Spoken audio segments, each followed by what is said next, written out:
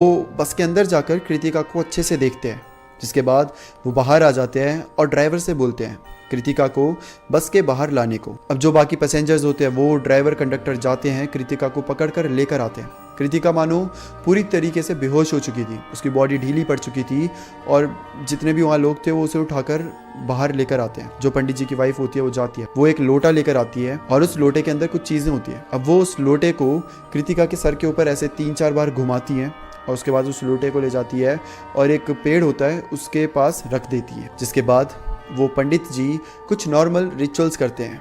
ये सब करते करते कृतिका एकदम से सो गई थी, जैसे कि किसी नशे में हो। कुछ देर बाद वो पुजारी कहते हैं कि कृतिका ठीक है, पर सब उजाला होने के बाद ही जाना। नेहा पंडित जी से कृतिका के बारे में पूछती है कि आखिर उसे हुआ क्या था। तो पंडित जी बताते हैं कि जंगल में रात के समय न जाने कितनी कितनी आत्माएं भटकती हैं और कृतिका ने रात के समय एक बहुत स्ट्रॉन्ग परफ्यूम लगाया था, जिससे एक नेगेटिव एनर्जी उसके साथ अटैच हो चुकी नहीं। वो तो शुक्र है भगवान का कि जो वो नेगेटिव एनर्जी थी वो ज़्यादा पावरफुल थी नहीं, मतलब कि इतनी पावरफुल नहीं थी कि वो कुछ कर सके या उसकी पूरी बॉडी को पोजेस कर सके। और इसी वजह से कृतिका ने भी ज़्यादा कुछ किया नहीं, बस एक जगह बैठती थी, थोड़ा बहुत यहाँ वहाँ देख लेती थी और थोड़ा सा इमोशनलेस हो जाती थी और थोड़ा सा एक्सप्रेशनलेस उसका फेस हो जाता था। इससे ज़्यादा वो नेगेटिव एनर्जी कुछ कर नहीं पाई। लेकिन अगर गलती से कोई पावरफुल एनर्जी होती, कोई डायन, चुड़ैल, ब्रह्म राक्षस, कुछ भी, क्योंकि गाँव में ये सब कहीं ना कहीं मिल जाते हैं, टकरा जाते हैं, कुछ ऐसा होता तो शायद आप कृतिका को इतनी देर तक बचा भी नहीं पाते।